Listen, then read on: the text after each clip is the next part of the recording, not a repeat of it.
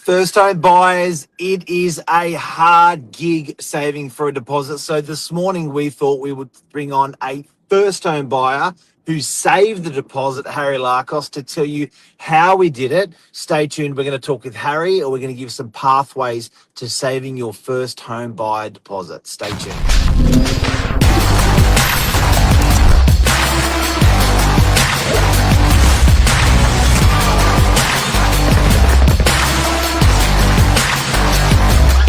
I'm the ringleader, so listen up.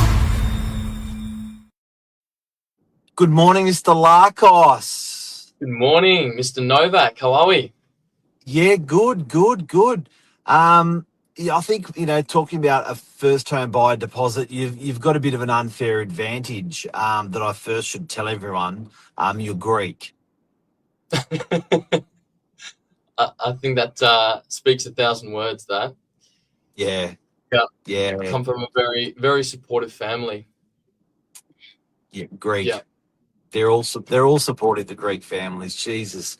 But on a serious note, thanks for coming on today and sharing your journey. I think whenever we lately, and it's particularly in the media, where there's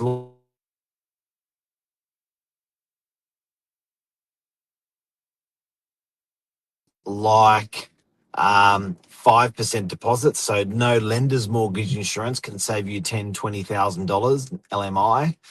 The government's throwing out no stamp duties under 800k, and it gets ratcheted up to 1 million. The government's really trying to support you guys, Harry, out there. How are what are the things that you can, now that you've saved that deposit, what are the things that you can tell people to do to get to that point you've gotten to of saving that deposit? Where did it all start? When did you start saving for the deposit? well, I actually started saving since around about when high school actually finished. Obviously, throughout high school, I had, part-time casual jobs. I actually started off working at a restaurant on the Spit Bridge called Automeggio. So I was working there throughout the duration of high school, and then I got a second job in retail because the pay was a little bit better, and I wanted to build the basic foundations of actually selling stuff. I was selling shoes at the time, so I was working at Athlete's Foot throughout year 12 and just saving every penny. And then high school finished, and then 2 months So after just high. how much at that point, if you don't mind me asking, before you left high school, did you have like 1,000 or 3,000, or because you'd already been working a little bit Yeah, I probably had about 10 to 15 from memory at the time. already? Yeah, I had about 10 Wow. clean. Yep. Yeah. And then yeah.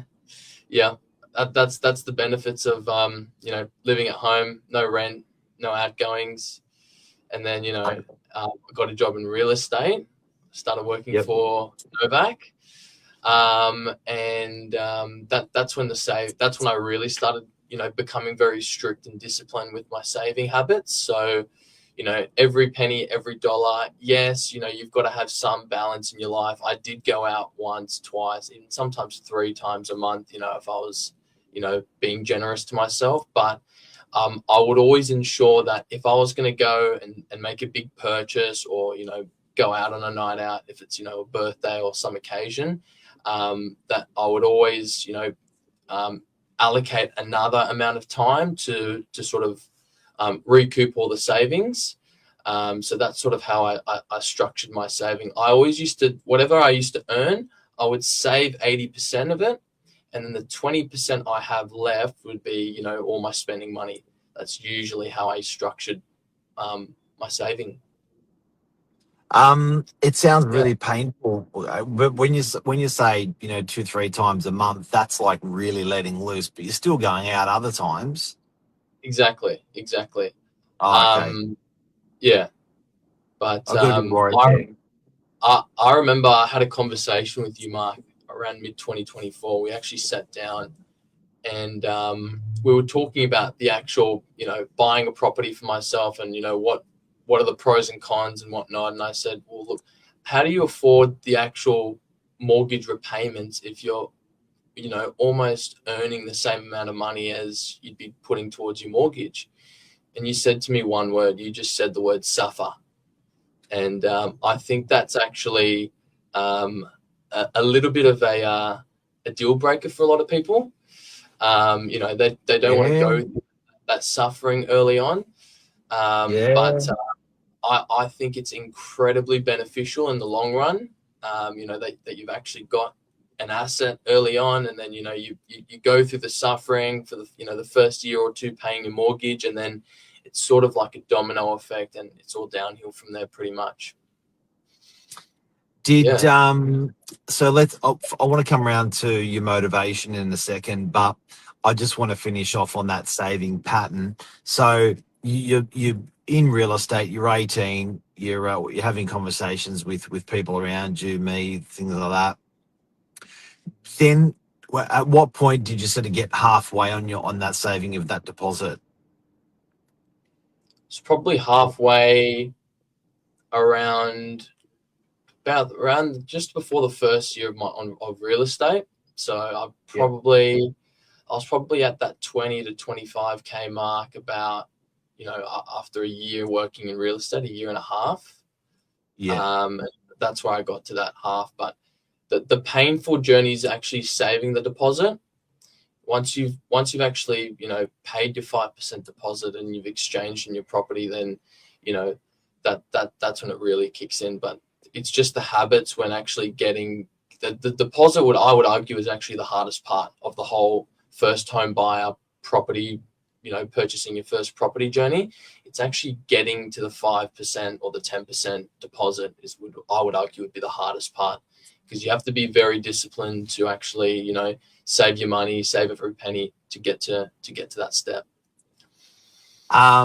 So then you started getting beyond that 5%. Then you're 1 year into real estate.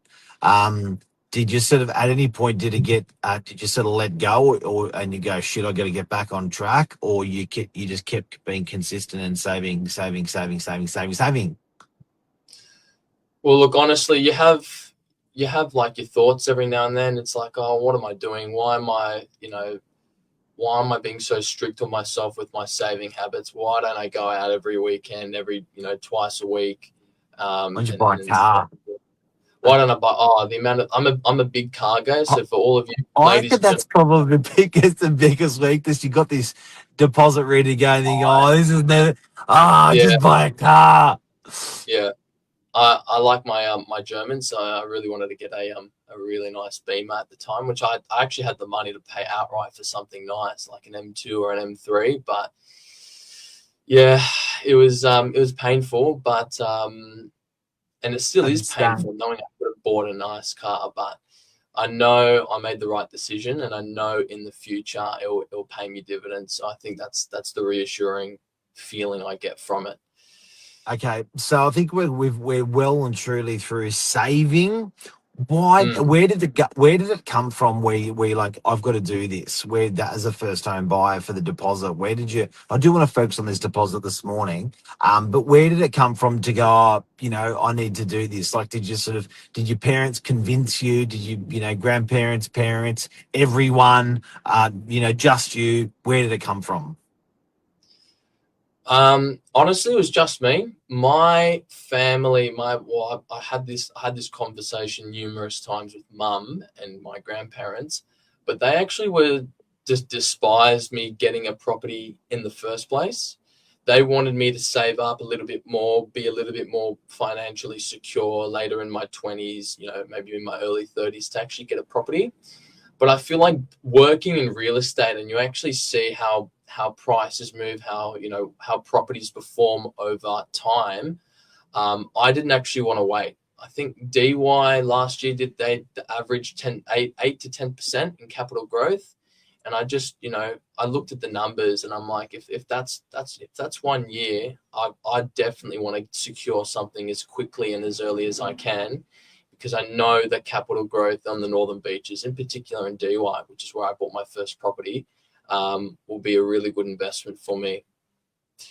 So yeah, I all guess me. So it was sort of as you're saving a little bit, it was going up in value, and you're like, far out. As I save more, it goes up even more again. So it's hard. Now, before we go, on so then this morning was about, if you just tuned in, about saving a deposit as a first home buyer. Harry is a great example of that. What would you say to people out there when you get opposite a first home buyer and everyone's like, I want to start, um, talking about a deposit? How do people start? What advice would you give people out there to get on that bandwagon?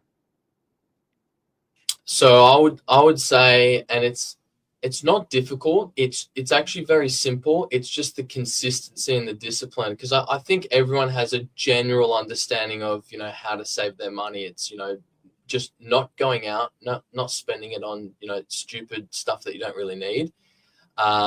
Just saving every penny and putting in those consistent saving habits. So I came up with a strategy to save 80% of whatever I earned and spend 20%.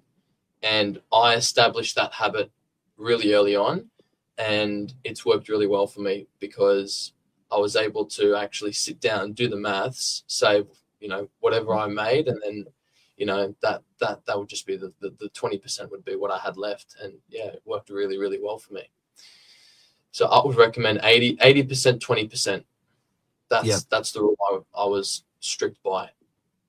And I think people out there also ha- you've had great support from family as well to be able to sort of live at home and to be able to do that as well Yeah. with food, with bills, with accommodation and stuff like that. It's probably been a good secret. So that ratio is probably bang on, if you've got that sort of home support, Yeah.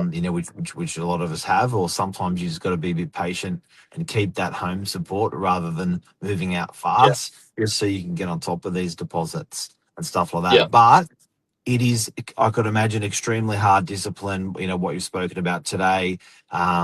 It was never easy. Not for our parents or our parents' or anything like that. It was always suffering and struggle with mortgages and getting in. But it's worth it, and I'm sure I'll look forward to having you on as the years roll on to talk about the progress of it. Yeah. 100%. Mr. 100. Larkos, thank you very much. Thank you for having me. Thanks for the Have a chat. great have a great day. See you, legend. You too. See you later. Bye bye.